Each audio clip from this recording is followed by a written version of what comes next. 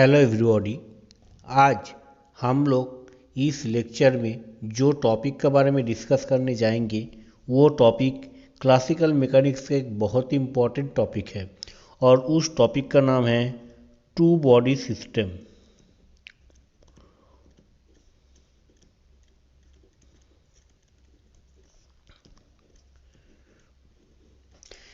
As we know कि classical mechanics जो है, classical mechanics it can be applicable for single body system as well as it can be applicable for a many body system. तो आज हम लोग जो topic discuss करने जा रहे हैं वो टॉपिक है two body system. What does it mean? Suppose I am considering a solar system and I am considering this as a sun and this as a earth। तो ये जो सोलर सिस्टम है, ये earth it is evolving around the sun in a particular orbit. ये earth सन का surroundings में एक particular orbit में मूव कर रहा है, लेकिन why this earth is evolving around the sun, ये सन का इवॉल्व कर रहा है। यहाँ पर एक force, the force of attraction it also comes in account. Due to this force of attraction this earth it is evolving around the sun. तो ये जो सिस्टम है, दैट मीन्स यहाँ पर ये जो एक दिस फॉर दिस सिस्टम, यहाँ पर क्या है? For this system the force it also comes into account. Basically ये जो टू बॉडी सिस्टम को हम लोग क्लासिकल मैकेनिक्स का जरिए using Lagrangian we can have the tendency to make this two body system into a single body system. ये two body system से single body system का तरफ कैसे मार्च करता है, इस चीज़ को समझने के लिए we have to assume some sort of basic assumptions। तो अभी हम लोग उस बेसिक assumptions के बारे में हम लोग डिस्कस करने जा रहे हैं।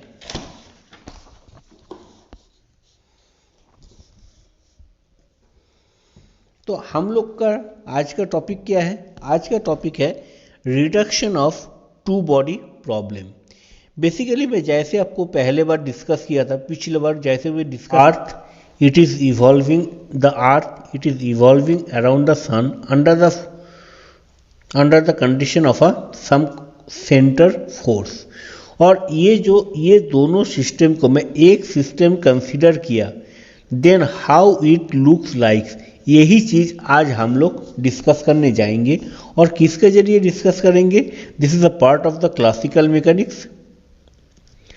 तो और क्लासिकल मैकेनिक्स में हम लोग जो लैग्रेंजियन का फॉर्म जो हम लोग सीख कर है, Lagrangian equal to T minus V, इसका जरिए यूजिंग दिस फॉर्मूले हम लोग एक टू बॉडी सिस्टम को हम लोग एक सिंगल बॉडी सिस्टम में कन्वर्ट करेंगे। यही आज हम लोग का टारगेट है। तो चलिए चालू करते हैं आज का टॉपिक। जैसे इस डायग्राम में जो दिख रहा है, this m1 and m2 these two are the masses।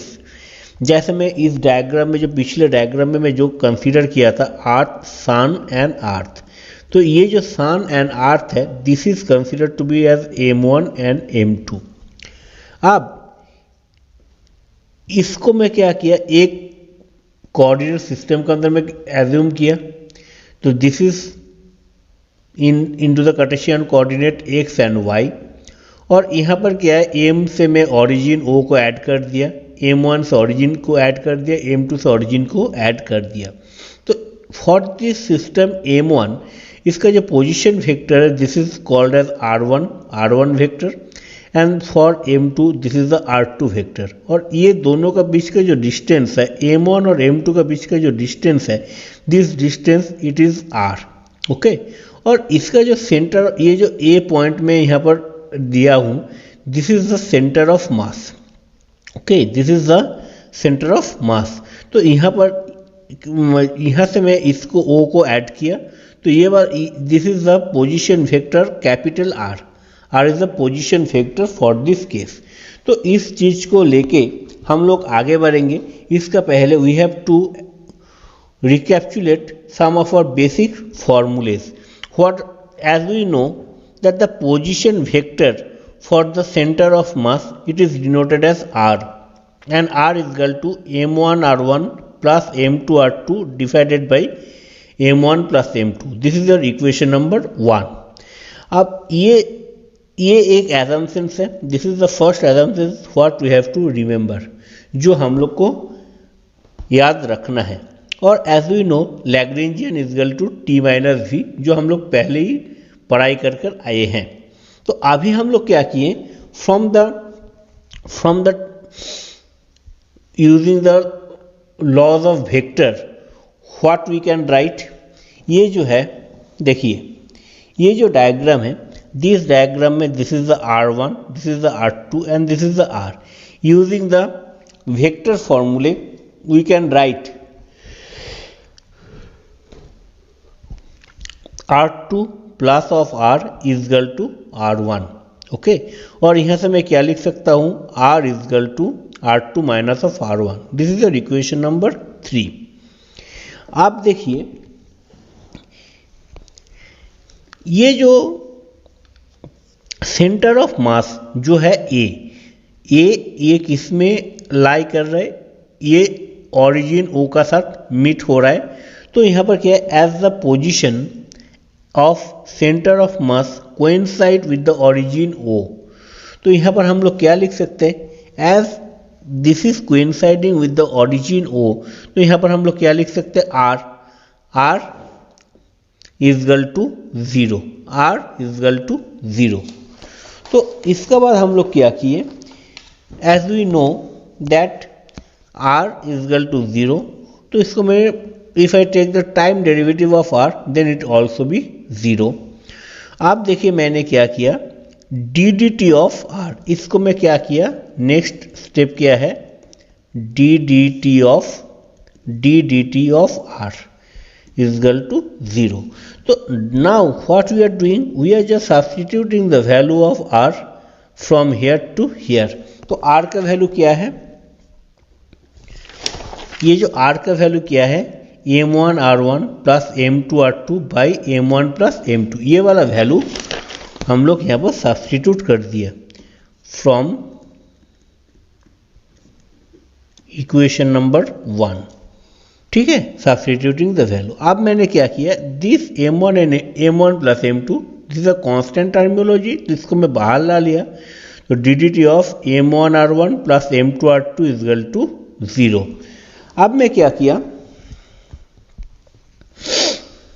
देखिए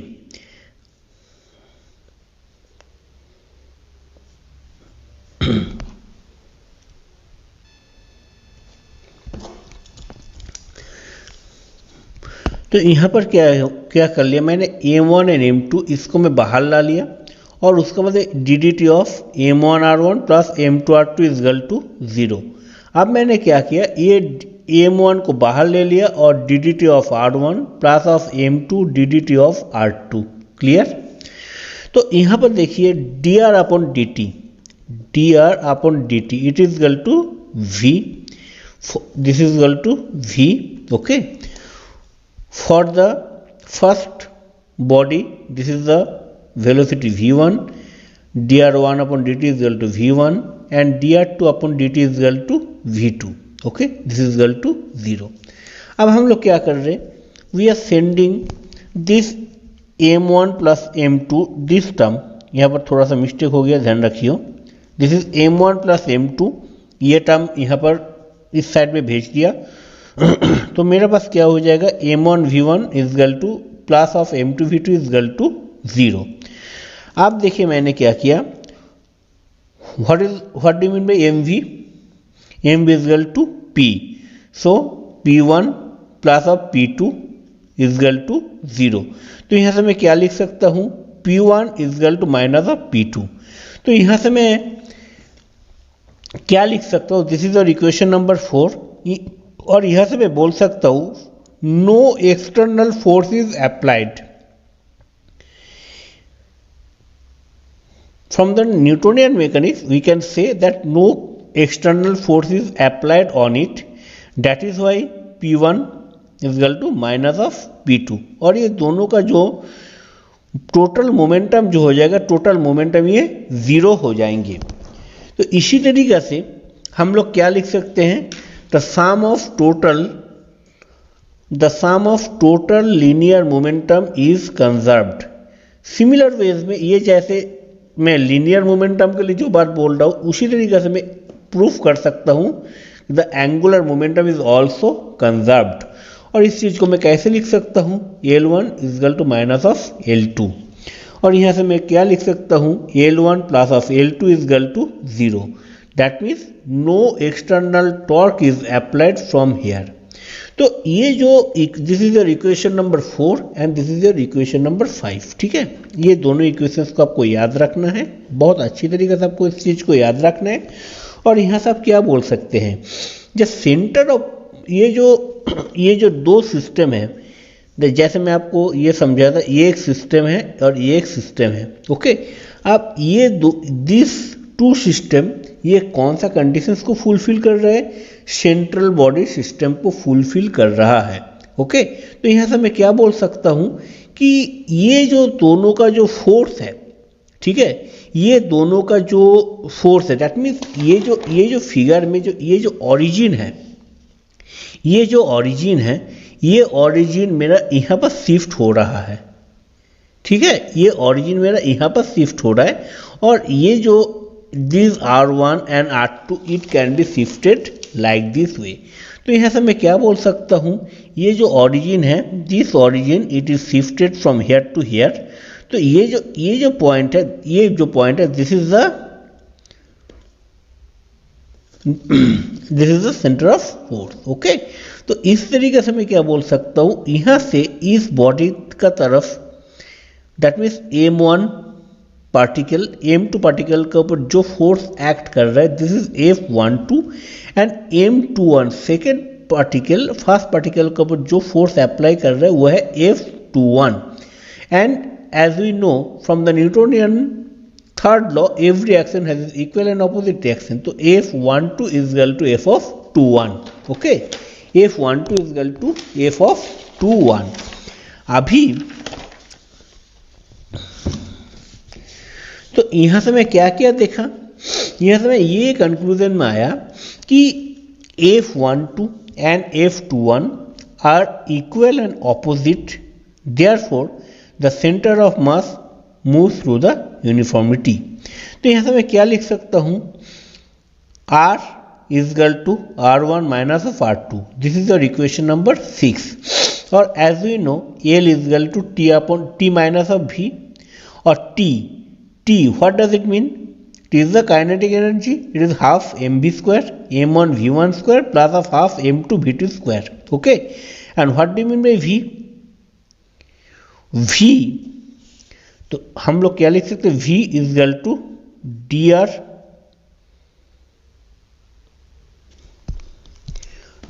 अपॉन dt।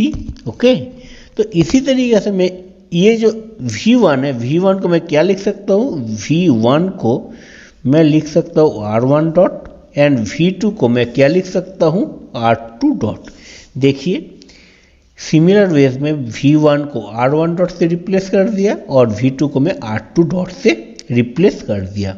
ठीक है, और what is the equation number 4? हम लोग के पास इक्वेशन नंबर 4 क्या है, इक्वेशन नंबर 4 है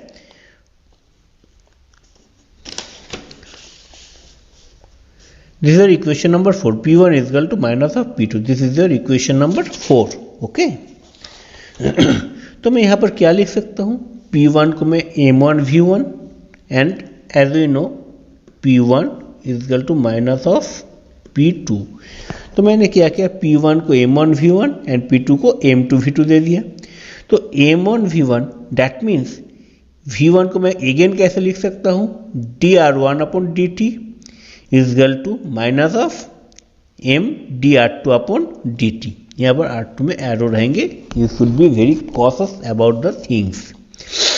अब मैंने क्या किया, ये जो m है इसको मैं डी डी टी को बाहर ले लिया और इस एम को मैं अंदर ले लिया। ओके, आपको ये एक दो बार प्रैक्टिस करना पड़ेगा तो आपको धीरे धीरे समझ में आएगा कि ये मैं क्यों कर रहा हूँ। तो अब मैं ये डी डी टी को मैं कैंसिल कर सकता हूँ, तो मैं क्या लिख सकता हूँ, m1v1 is equal to m minus of m2v2। तो यहाँ से मैं क्या लिख सकता हूँ, यहाँ से sorry m1r1 is equal to m2r2। यहाँ से मैं क्या लिख सकता हूँ, आई कैन, ये एक मेरा पास एक इक्वेशन आ गई है, ये मेरा पास एक इक्वेशन आएगा, जो इक्वेशन आपको याद रखना है। यहाँ से मैं एक बार R2 का वैल्यू निकाल लूँगा, ठीक है, एक बार मैं यहाँ से मैं R1 का भी वैल्यू निकाल सकता हूँ और R2 का भी वैल्यू निकाल सकता हूँ। पहले मैं क्या किया, R2 का वैल्यू निकाल लिया, R2 is equal to minus of m1v1 upon m2, this is the equation number 7। Now substituting this equation number 7 in equation number 6, आपका 6 नंबर इक्वेशन क्या है, 6 नंबर इक्वेशन है r is equal to minus of r1 minus of r2। तो मैंने क्या किया, ये जैसे मैं टू बॉडी सिस्टम को एक सिंगल बॉडी सिस्टम में कन्वर्ट कर रहा हूँ, तो ये जो R1 है, तो हम लोग के पास 6 नंबर इक्वेशन क्या है, R is equal to R1 minus of R2। Okay, तो अभी हम लोग ये वाला यहाँ पर क्या किया, ये जो R है, यहाँ पर मैं ये R2 का जो वैल्यू निकल कर आया, वो R2 का वैल्यू मैं यहाँ पर सब्स्टिट्यूट कर रहा हूँ। सब्स्टिट्यूट करने के बाद मेरा पास क्या हो जाएगा, m1 by m2 v1, okay, minus है और ये माइनस माइनस प्लस हो गया, तो मेरा पास यहाँ पर प्लस आ गया। तो इसको मैं क्या लिख सकता हूँ, r is equal to r1 1 upon m1 plus m2। तो इसी तरीके से मैं क्या लिख सकता हूँ, मैं R1 को as a function of R लिख सकता हूँ। इसी तरीके से ये जो इक्वेशन है, ये इक्वेशन में देखिए मैं R2 का वैल्यू निकाला था, इंस्टेड ऑफ R2 में यहाँ पर R1 का वैल्यू निकाल लूँ और R1 का वैल्यू निकाल के मैं इक्वेशन नंबर 6 में ये वैल्यू सब्स्टिट्यूट कर दूँ, तो मेरा पास R2 का वैल्यू आ जाएंगे, ठीक है। और उसका बाद मैंने क्या किया, देन इसके बाद हम लोग क्या किए, वो जो इक्वेशंस निकले वो इक्वेशंस का if you take the time derivative, okay, तो हम लोग के पास ये वाला फॉर्मूला आ जाएंगे। और हम लोग के पास क्या है, and what we know t, देखिए ये जो है from here we can find out the value of t, और वही वैल्यू को मैं यहाँ पर नोट डाउन कर लिया for the sake of your simplicity. t is equal to half m1 r1 dot square plus half m2 r2 dot square, okay. और यहाँ पर हम लोग के पास क्या है, r1 dot and r2 dot का वैल्यू निकला हुआ है और उसी चीज़ का वैल्यू में यहाँ पर सब्स्टिट्यूट कर दिया, ओके। यहाँ पर मैंने क्या सब्स्टिट्यूट कर दिया, half m1 as it is and r1 का वैल्यू क्या है, m2 by m1 plus m2 square by m1 plus m2 square into r dot square plus of, यहाँ पर R2 का वैल्यू ही मैं यहाँ पर सब्स्टिट्यूट कर दिया, तो half m2 m1 square by m1 plus m2 square r dot square. अब मैं क्या किया, हाफ, इसको अच्छी तरीके से देखिए, m1 m2 half m1 m2 ले लिया और r डॉट स्क्वायर इसको मैं कॉमन ले लिया and divided by m1 plus m2 dot square. अब इसको मैं जैसे कॉमन ले लिया तो यहाँ पर मेरा पास एक m1 m2 निकल कर आ गया और यहाँ पर मैं m1 निकल कर आ गया, वो रहेगा यहाँ पर m1 प्लस m2, और ये m1 प्लस m2 डिनोमिनेटर में m1 plus m2 whole square से डिडक्ट हो गया और यहाँ पर मेरा पास एक m1 प्लस m2 बच गया। तो यहाँ क्या आ जाएगा, half m1 m2 by m1 plus m2 into r dot square. ये जो टर्म आ गया, इस टर्म को क्या बोला जाता है, रिड्यूस्ड मास। इस टर्म को बोला जाता है रिड्यूस्ड मास और इसको किससे डिनोट किया जाता है, इसको डिनोट किया जाता है म्यू से। तो यहाँ पर आपको एक बात ध्यान में रखना है, mu is equal to reduced mass, okay. तो ये चीज़ आप don't get confuse with the refractive index and all the things. तो यहाँ पर मेरा पास क्या आ जाएगा, t is equal to half mu r dot square. This is, और यहाँ पर देखिए ये जो वैल्यू जो आ गया, this is for the single body system के लिए ये चीज़ है। और as we know L is equal to T minus V, तो वहाँ पर हम लोग ये वैल्यू सब्स्टिट्यूट कर दिया, तो ये वाला जो इक्वेशंस आ गया, this is for the single body system. तो मैं आपको पहले ही जो सबसे पहले जो चीज़ बोला था कि ये जो है the sun and the earth they are evolving, एक दूसरे को इवॉल्व कर रहे हैं। Why this is evolving? Due to the centre of force, due to the centre of gravity. Okay, तो ये दोनों चीज को मैं if I consider for a single body system, तो we have to take the help of the Lagrangian, और वो Lagrangian के जरिए इस इक्वेशन को सॉल्व करके मेरे पास जो सिंगल बॉडी सिस्टम का जो फाइनल इक्वेशन उभर के आया वो क्या है, वो है ये। तो this is all about the today's lecture. I think all of you have enjoyed the lecture, और इस लेक्चर को आपको अच्छा लगे इसको लाइक शेयर और सब्सक्राइब जरूर कीजिए। Thank you very much.